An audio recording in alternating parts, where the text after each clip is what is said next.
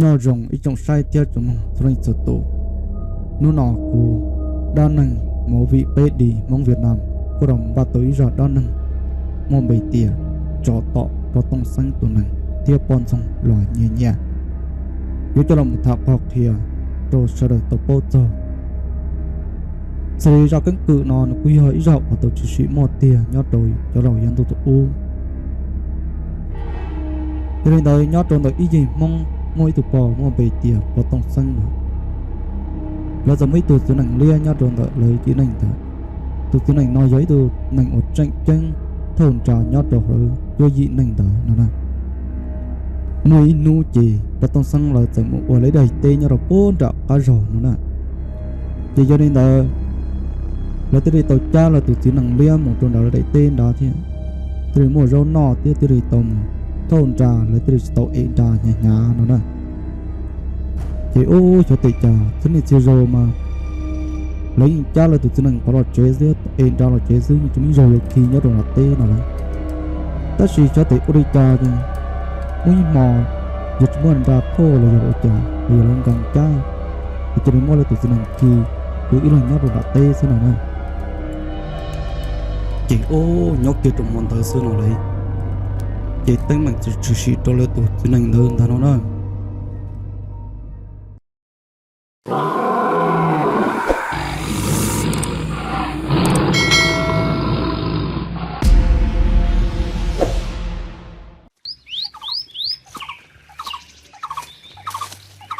có gì cho đi tôi phải đi cái rồi cái tấm lên cái xé là nó nó là giờ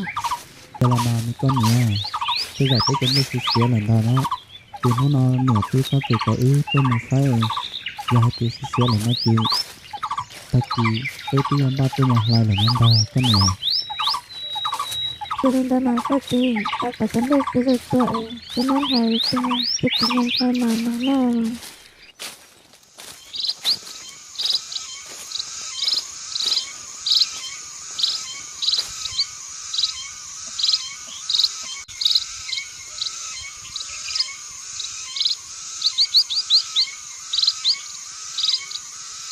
ô con nè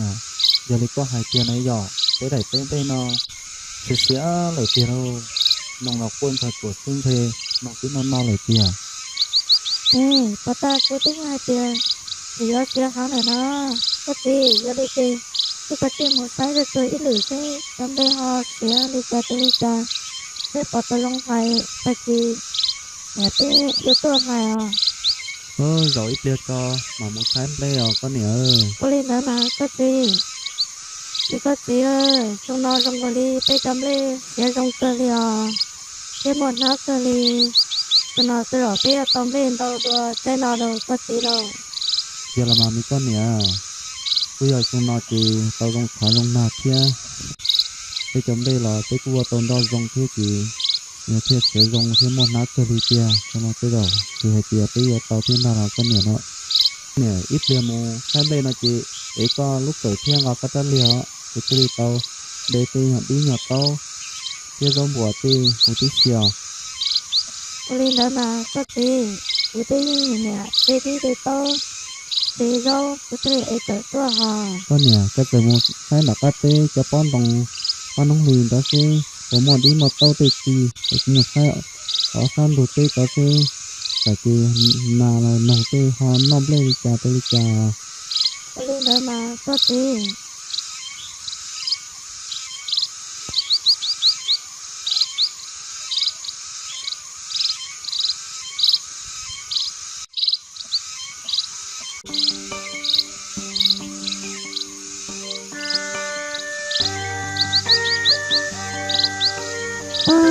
của cho con nông liều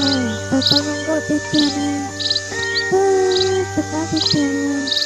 có sẽ nghỉ chưa đi chơi nào nào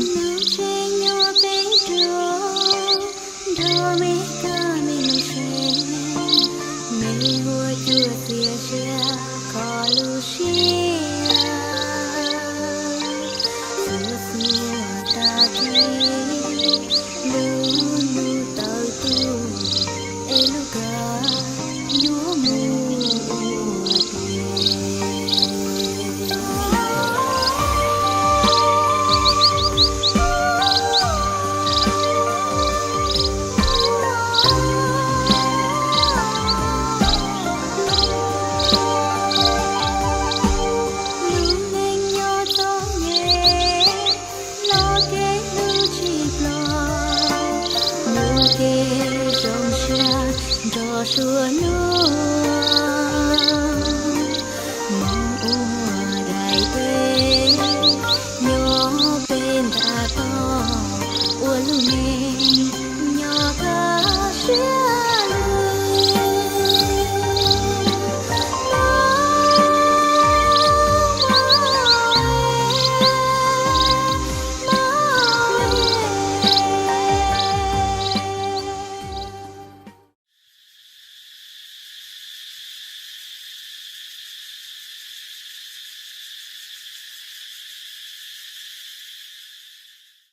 mi nhá nằm mồi tôi nên một sai cho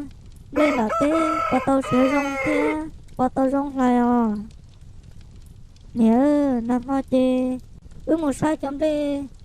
là tê sẽ cái ly rồi sẽ rong lại hả đúng rồi nó tiên sẽ do tàu mù lại ta xin nó nhớ cô linh đó mà mi nhá giờ đi tê cái chuyện trái nó cho phải tu lại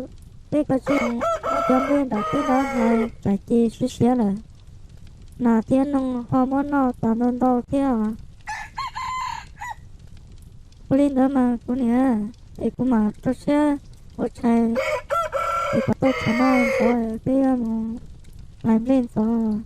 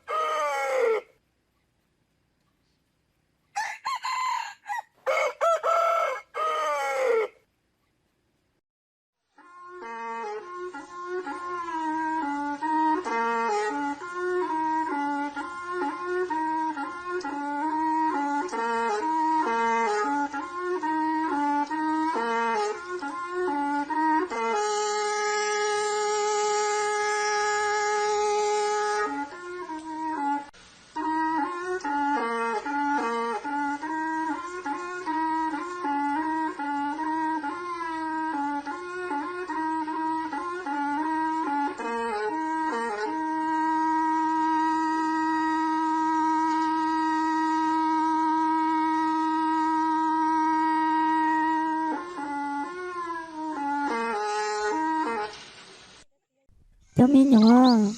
cái đại về có từ là có sẽ ý nhận đó là sẽ tiền cái người ta mà lại tiền đã có tôi sẽ to xưa ô li mà nè cái cho mình nhỏ mà li một hai đã cá cho đi cho nè hai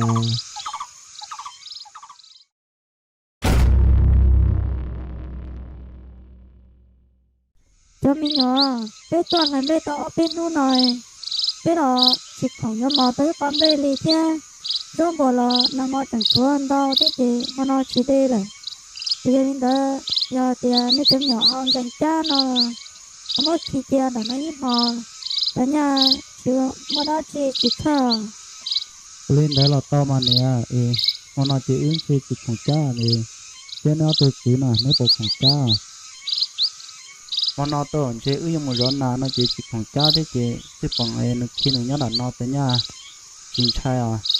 do anh nè mà nó chỉ có ứng một rón nào nó chỉของcha đấy khi nó nhớ là nó sao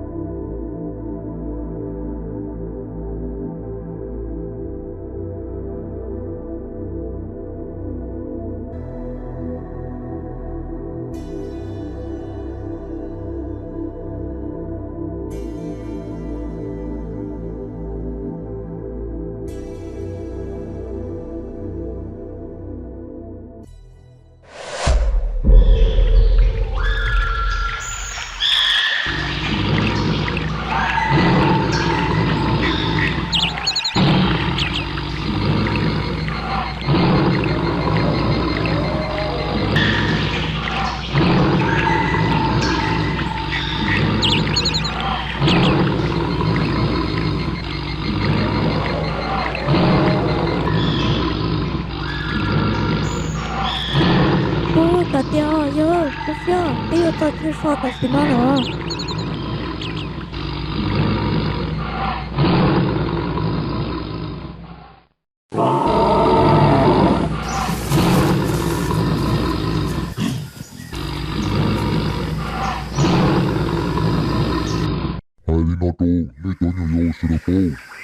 是呢，俾你坐住呢，做多人，而有啲女朋友到鬼我哋呢，驚動咗呢幾個妖啲啊，我呢呢只差冇妖啲啲，呢只差冇錯波到啲，係啲俾有錢攞定冇，呢啲有冇錯到，電動波實啲條條，Cô lên đỡ mọi người lo, với mọi đi của con lùa. giờ cứ hỏi lên đỡ lời chê mà nó có được các chi tôi luôn thì sao một sao po đủ cho nó chả chê cứ nói gì bác chỉ tốn đây đi ó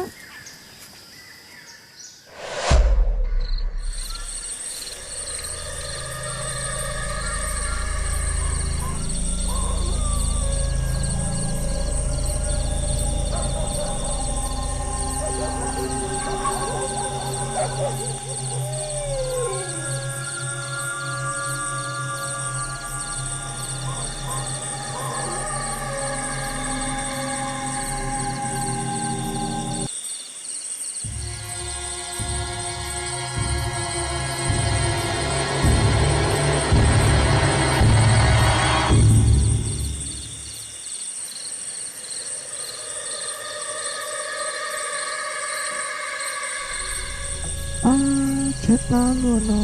lấy tôi nó ta này chết nhớ tông hiếp món nó cho ta cứ nói tôi chia hồng lì nó ta nói để tin ta mới tình này xuống để tông kia nó chỉ ta tình khi nó có một phần có còn một chút thôi giờ tiền giờ nó bó tiền đi tôi sửa không có lấy bó sửa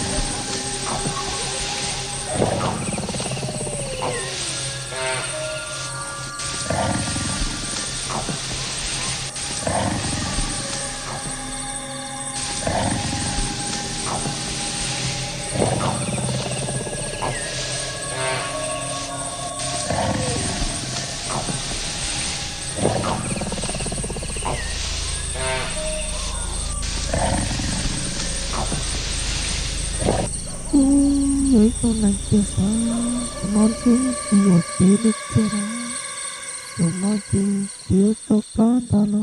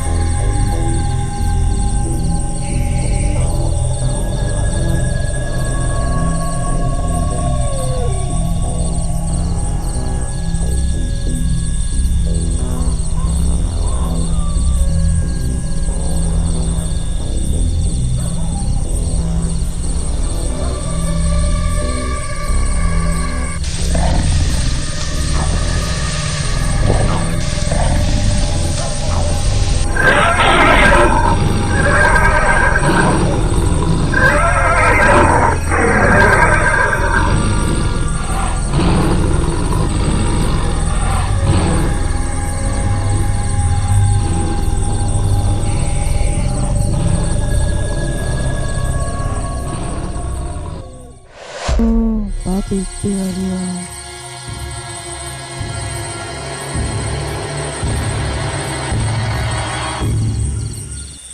tôi sai tia ông non bay hậu để tư sâu là và ta chỉ về lo bao chỉ vừa mà tỉnh kia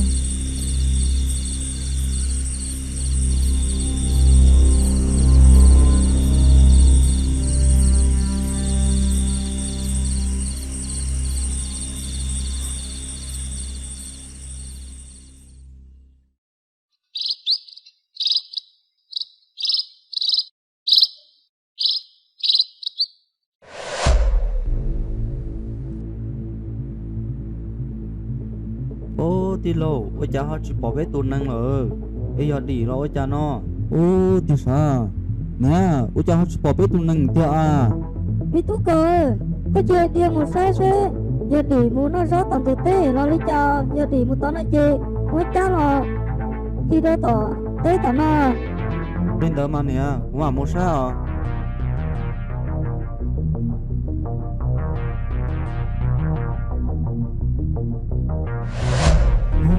chả thử luôn nó để cho luôn lại xíu nhưng mà tới mày đi chợ đâu biết thằng này nó đi rồi ra rồi cứ liền nấy chỉ đi tôi tao nó vì tú giờ tia vì tú lì rồi tú còn mua lo lên đó nét chơi một sao anh đã mà nè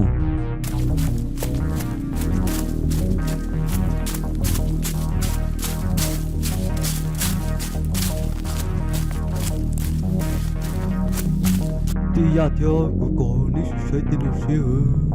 ní cho luôn lời xíu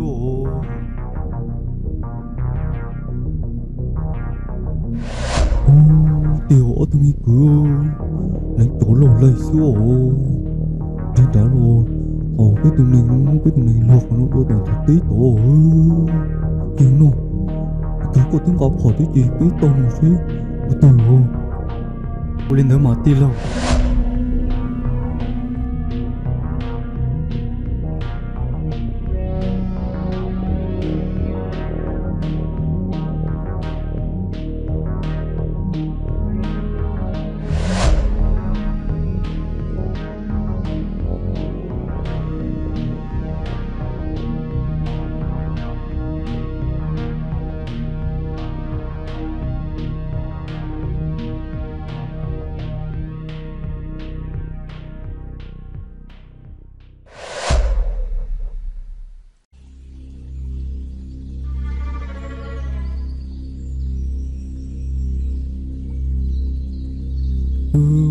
ở tụi mình cứ với tụi mình nhớ to stop cả chung một sai không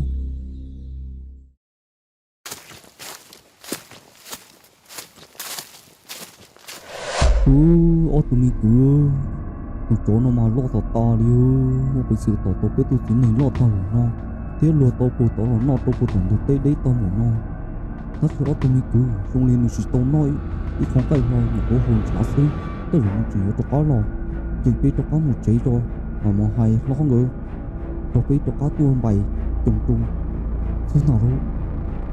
cô lên đó mà tí lâu trời cô xì theo lúc cái tụi mình lo liều tao tí lâu rồi mà mình cứ lúc cơ liều chỉ sáu tuổi tiền nữa tôi nhìn nó liều với mấy tụi mình nó xê chỉ cho trong nhìn nó lại thiê nhiều cái mua đau chỉ cho nó thôn trào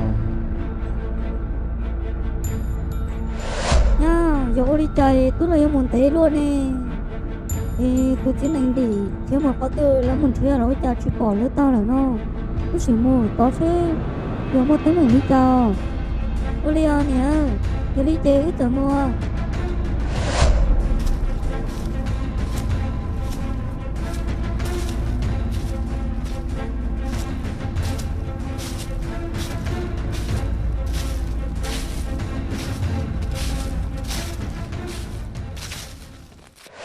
nếu có sự sai tin nó xíu mấy chỗ lâu lại xíu tôi đi chợ tôi biết không nhiều thì họ với nhau mấy chỗ lâu lại xíu tiêu một tới mình đi chợ rồi cái tôi nâng người tiêu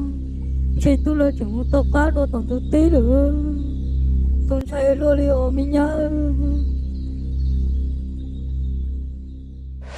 nha có chỉ sẽ tôi chỉ là bé cụ ti là cho đó nào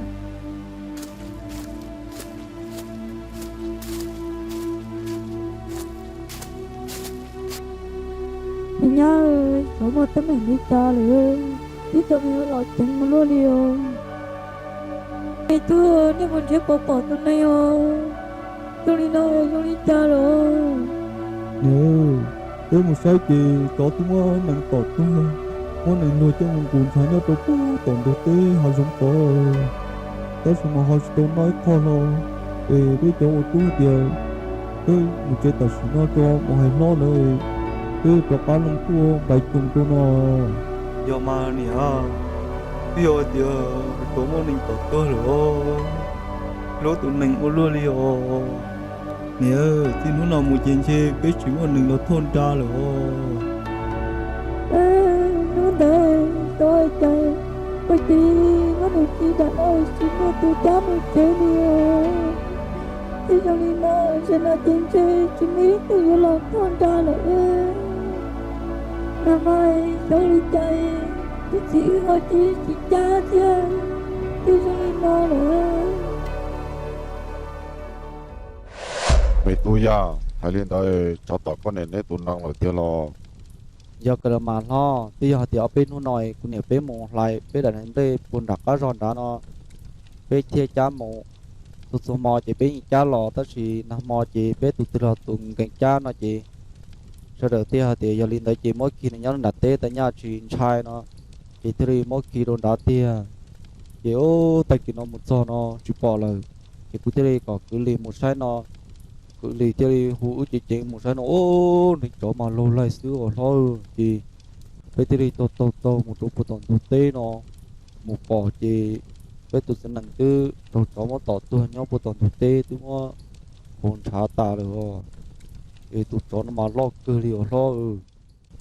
ô giờ lấy có mà tụi mình tụi cho nó mà dưới tụi lo hay nè đúng không bên sự lùa tao này tụi dính năng lia lo tao một nó một đồ bộ thằng tụi tê to mà nhưng giờ tụi lo cơ kia này giờ hai tiền nhập bỏ hồn trả ta đi có dưới chỉ tao nói con gai rồi thì nếu như chủ chó lò chứ nó chỉ màu của nó mấy年giờ nên bỏ màu va nếu mà chỉ khỏi xa lắm tôi cũng của mình chỉ cái chơi cho cái mà đi một bài trong to và một cái mà nó và một cái cha tia và là tất cả ồ nó tôi cho có đã xử cả cô đã vào đó chế đi thấy vào đi thấy chế đi thấy đi cho nên cổ long có hữu chia có hữu thú cho nên đó nó có vào đó xử cả có có một lỡ một ta hữu chia nó những cái nhung hồ chia thì nó có là một thì nó tiền đi mà tiêu linh ta nó đó nó tôi cho đã có tỏ có là một ta một lỡ có tao hữu chia cho tay đồ có cái nhung hồ chia đó là một thì nó thiện đi tôi này giờ tôi sống tôi chế năng và đi ta nó đó đi tới nó lúc va nó cuối cùng và đi to kỹ cuối cùng rồi cho nó một chỉ sát tàu trong lòng một thì nó thiện đi và tiêu đi ta nó đó Alina donation ở chế này bây giờ một giờ nó hoặc là như tôi tu tôi chơi một trò đồ tôi đi thị tê tôi đọc ao tôi chơi một trò đồ tiền đọc ao tôi chơi là chùa tôi đi tới mà đi lo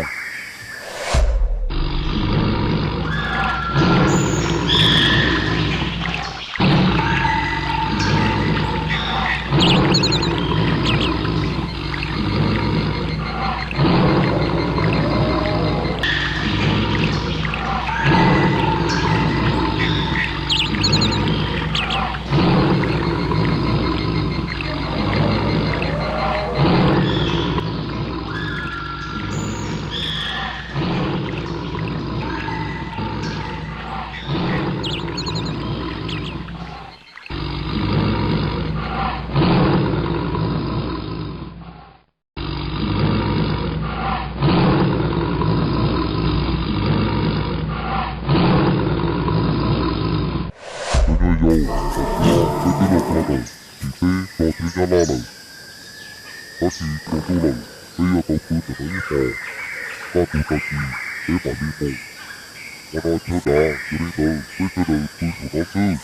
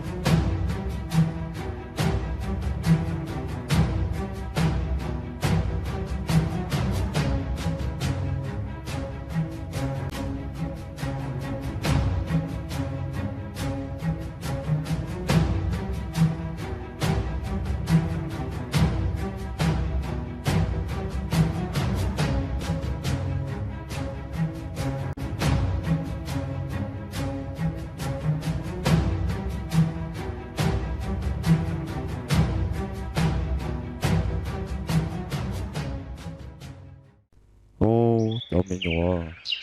tụi chó nó mà chỉ ở chó tại nông thôn giấy tụi chó có thứ có thứ mà người lo hay nào có gì tỏ tốn này tụi mình đi nó kêu đi nó cái thứ cứ cái đó phòng của chị kêu ở đó phòng không nó thì ở chị đó là cái chị to rồi thì nó bé mò những cái chủ lo chứ cháu mình nhỏ để ta là cái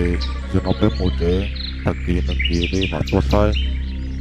thì nó bé mò những cái chủ lo sơ đi Ủa? Cái trời tự luôn à? Ồ, sao, tối rồi. Bây giờ, bây giờ, tôi có chưa cú xí nó. Chờ theo mình, cái trời nhỏ dầu. Cú xá bó hay kìa, cho vì lý trả. Cái thứ hồ tàu, bê mò, bê nô nà nè. Cô lý trả, cô tư lò, cái bê hồ cô nà hồ sư. Cô yo hay kìa, nhớ đó tờ bê, bó bê nè nò. Quý tư, mù hoa, chầu, đồ linh tư. Bây giờ chẳng đồ thả á, hai chơi nè nò nè. Để bê tê này mù chỉ tàu đi nò. Cho nên tớ, lúc nào với tụi tao, thao phôn thì có tao còn trắng lò. Cho nên tớ, bây giờ chỉ muốn nó, dù mù tàu đi. giờ cái đầu cho chúng quý giả nó chỉ là sư ta muốn chơi trả đâu nhỏ nhỏ khó quý tụt từ một sao bó lần ta thì qua trâu bé một chỉ tàu đi cho nên tớ cũng mà đi một sao có trắng giờ cho đi chơi có chơi đi tự trong một sai xe cho tỷ đi cho tiền cô lên tớ mà bỏ cũng mà đi một sai xe có trắng cho tỷ đi cho như chủ bỏ sư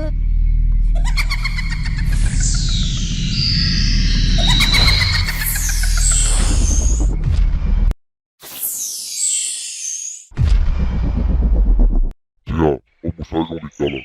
có chân cho vì đi trả tiền nó. giờ tôi một sai chưa không long lời nó thấy rõ này cái tôi sẽ không đã không được hay tiền bây giờ nó đâu mà có bao tôi sống thì tôi nằm ở đây rồi cho nên tới chơi bao tôi sống cho nên tôi chỉ trong xe tôi đi tôi thọ tê họ chỉ tê chính nhờ với tay kế ta rồi với tê một chỉ tao nó Ồ, giờ tiền đi tới lo, cái chỗ nhỏ vô được đây qua nọ. Tôi hai cho chân rồi. Giờ đi, lên từ giờ tù. Ồ, có bao tôi sáng tụi này. Ở đây rồi. Nô nà, tụi tớ. Nếu tụi tao mù, thì tôi thèm tin. Chứ đi ta, đi tới đi vô một tao. giờ lo ở bữa chị đi chị tàu một mua có tông xong tụi mình ở đây rồi thì một đứa mua rồi số bò giờ tôi sợ tiền cả chính anh chính cho lấy gì cho nó cho tôi một sai tôi rủ thế tụi tụi chư chiến lành xa thì giờ tụi nó để chiến ta Thì qua 2 giờ rồi đó. Giờ lấy chị, có chị đi mù. Ê, sai tôi rủ phê. Lấy, lên từ giờ tụi tư. Tao một mốt, có tao sáng tụi này. Ở đây rồi. Thì có chi mù. Thì có thể đi đâu, có tao sáng rồi. Với thì đi vô một tao.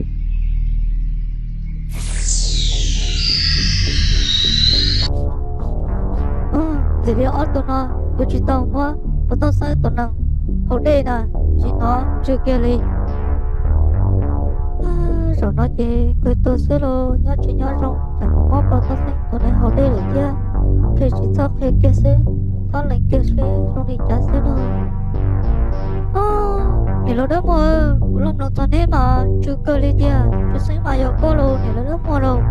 tôi mà chưa hạ thì kia đi có bây giờ tao mà tao sinh cái tụi này họ đây rồi na mẹ ơi quý chị tao đi bây giờ có nó chưa ở tê xưa ba nè lò đúng rồi thôi hay đi co quý em lo tao rong cơ rồi tan ho đẹp đó tụi co bây giờ tụi chưa cha giờ chủ yếu co là xưa rồi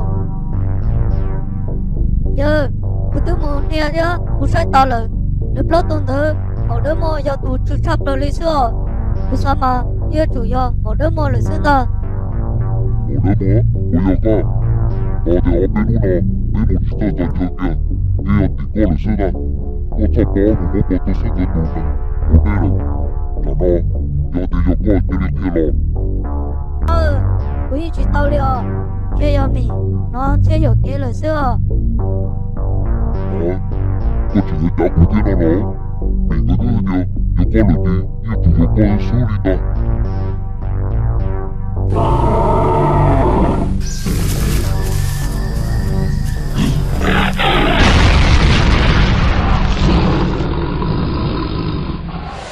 đúng rồi, chúng ta có tới rồi bà. Tôi tụi này cơ, cứ hai ta hai tia, ở chỉ số mù, thọ có, đủ tụi nó này, chỉ yếu lù. Cái tia đi, chỉ tới mày xuống đi nó. Lúc nào bây giờ tao mù, thì có thể đi tao và tao sắp lời. Chỉ đi như chỉ ta kia đi. Một đứa mua rồi nói gì mình bắt chỉ tao coi đi rồi thì có tụi không chỉ cho gì rồi nói gì bây giờ tao một lần có lúc gì thì bây giờ đi một tao giờ nói bây giờ tiền con tới chơi bay cái đi một bố và tao xong cái tuần này ở đây rồi tao chỉ Thì hai bác chỉ ra tao rồi, có chỉ đi mù, thì có thể đi tao và tao sắp lời tại chỉ nó xưa.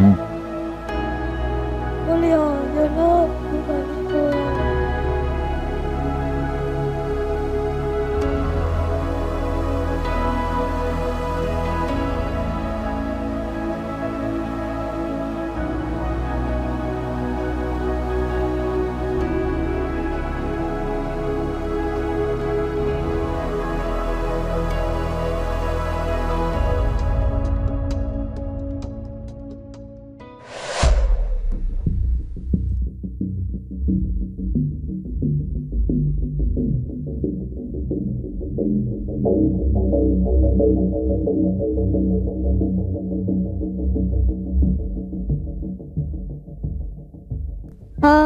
lớn nhẹ chờ ở đó họ ít đất này chê ở đâu cuối chỉ tao tôi sai thì cuối hết đồ đất này quan tê bỏ đi hết đồ ở đó họ xử lỡ rồi nói chế thì yêu chế chế úy sẽ tôi nữa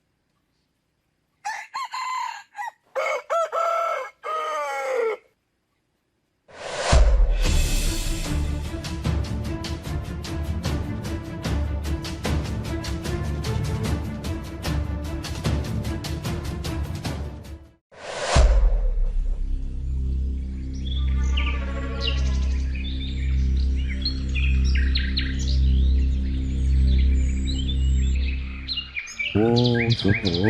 con nổ đi ô những chủ chiêu tôi đi có tặng cả nó kia ô con nổ đi kia thôi cho tôi đi cứ chúng nó đi ý là sao đâu tôi phải cả chỉ một sai thôi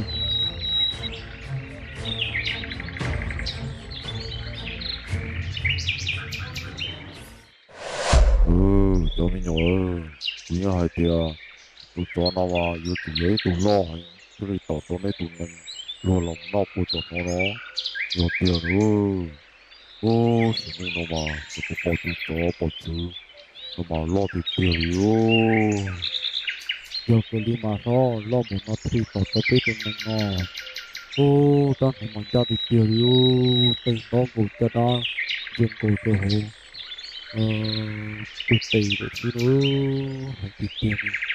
ở đó bỏ lọt tao tao tao tia ôn bỏ chỉ bỏ rồi tao kêu nó biết tụi mình tổ nào lo tia đi lầu chỉ tụi chỗ lo một nó tia chỗ với tụi năng tia anh chơi bé pro lên chơi bé ô chỉ tao lầu tiền chơi ê ít tụ cho tao một tờ cứ tí dây giò tụi ba bé cứ lầu tí lô có hay do lời bác sĩ bếp lô lên cái như chụp cái tao tụt chó nó mù cho đâu tao chết tê cho bà li hay cứ tí dây giò tua ba bê lại tụi mình theo nghe tua cứ hay do cơ là bà li là cua li mà yêu lên nó cho mình nó mình tu có một tờ cho cứ tí dây giò để giò cho mình tu ra có một tia bao giờ đông lò chỉ biết tao cứ mình tu lì có một giờ có đáp hỏi tia chắc nắng cô lên tới mà lo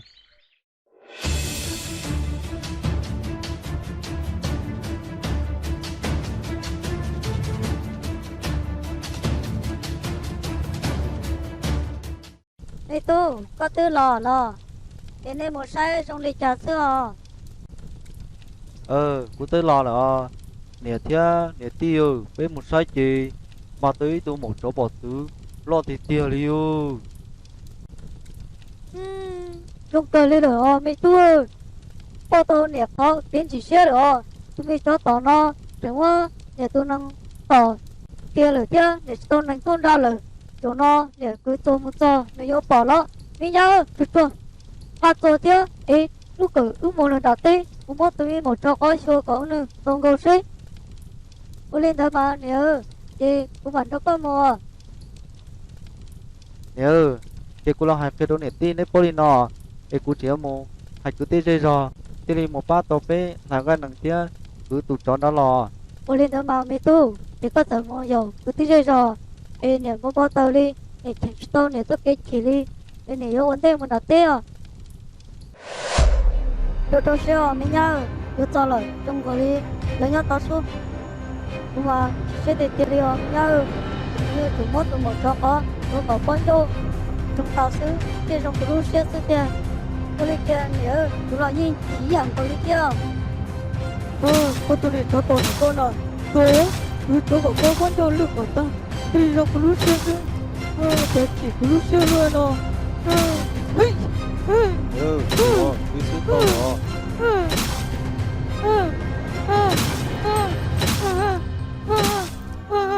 con cho lực của ta mà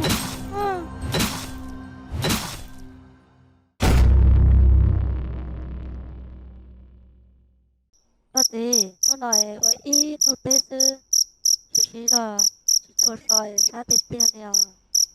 giờ là mà mấy con nè nó nói cứ cái lìa sa sa mà nó bươn tỏi à kỳ thế li yo sợ tàu to có lên đó mà có gì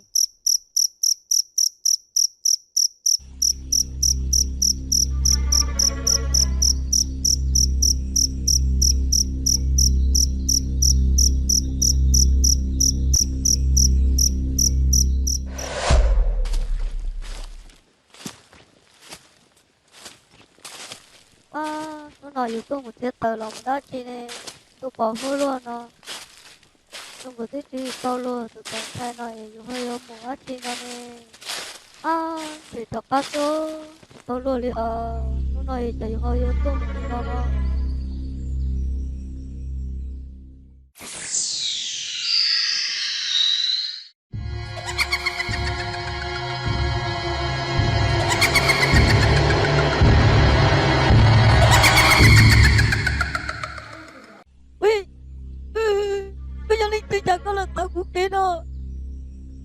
tia lên từ có chỉ ta bố bố thì có chỉ son trái cũ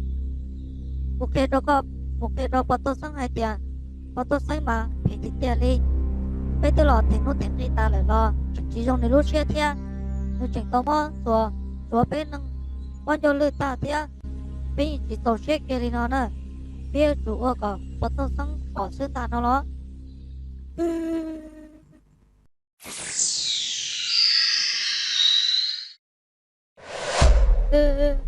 thật có sao lại trả cho cô nhỉ con nè con nè con nè có bớt số chưa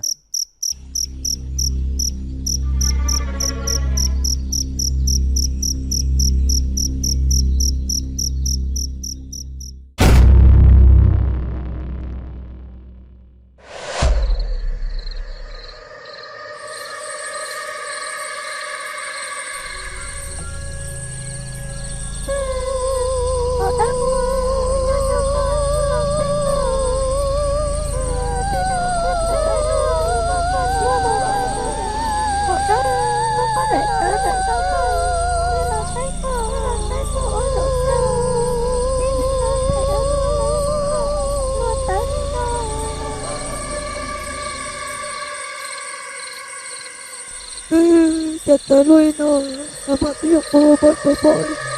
tất nhiên là tôi cứ đứng kể theo tôi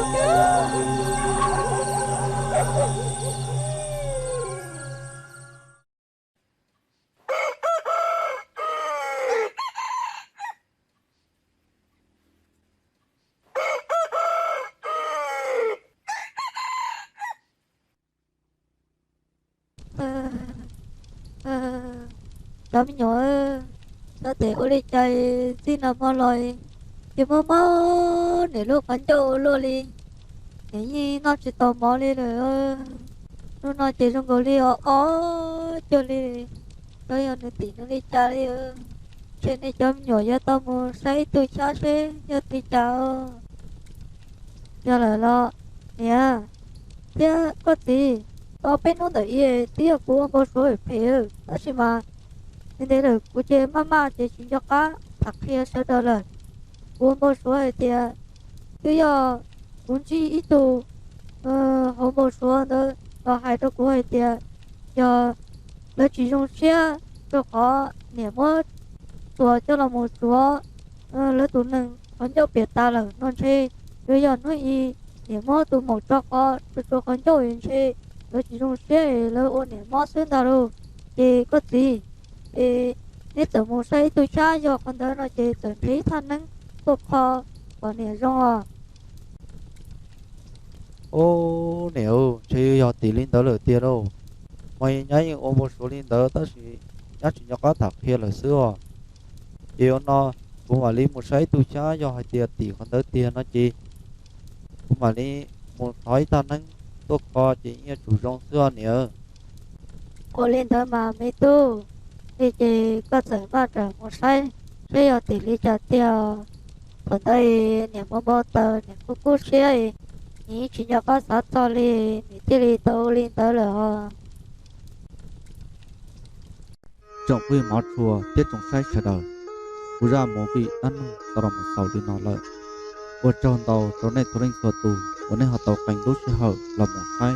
là một lòng tàu cú ra đã này nó thiên và tiết chia sẻ hai tiền thâu ra nó lợi nên tôi đang sửa tù và chỉ học các cú